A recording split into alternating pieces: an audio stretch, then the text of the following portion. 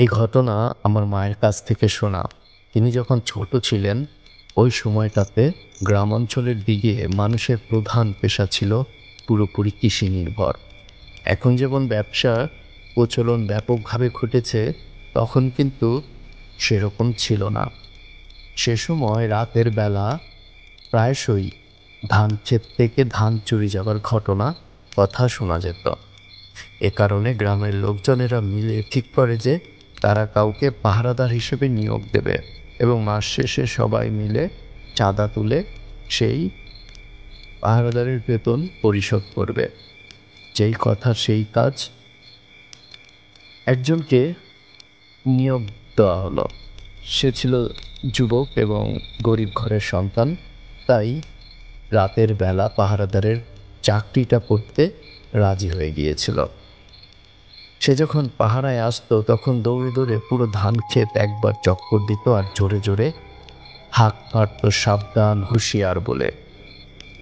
প্রথম 1 মাস তেমন কোনো সমস্যা হয় না, কোনো চুরির খবরও পাওয়া যায় না। কিন্তু একদিন ভোরবেলা এক কৃষক ক্ষেতের পাশে একটা ডোবায় তার লাশ খুঁজে পায়। তার মাথা কেটে ফেলা হয়েছিল, তার হাত পা বাঁধা ছিল, ক্ষেতের অধিকাংশ অংশ রক্তে ভরেছিল। লোকেরা ভাবে হয়তো চোরেরাই কাজ করেছে। এ ঘটনার পরও চুরির ঘটনা তেমন পাওয়া যায়নি বললেই চলে, কিন্তু নতুন একটা ঘটনার আবির্ভাব ঘটেছে। প্রায় রাতে যারা হাট থেকে বাড়ি ফিরে, তারা নাকি দেখেছে প্রতি রাতে কে জানি লণ্ঠন হাতে ক্ষেতের পাশ দিয়ে দৌড়ে যায় আর ঘর ঘর আওয়াজ করে।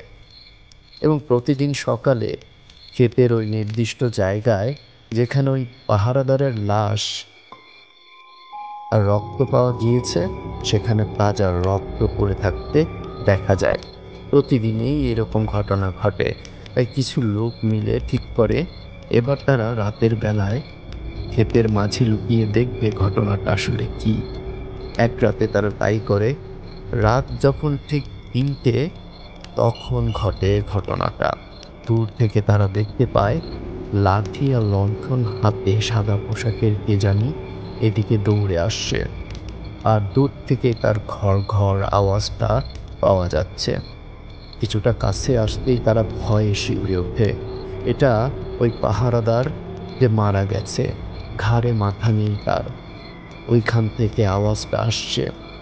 তারা যেখানে লুকিয়েছিল সেখানে এসেই আত্মাটা দাঁড়িয়ে পড়ে, তাদের দিকে কাঁধ ফিরে তাকায় যেন তাদেরকেই দেখছে।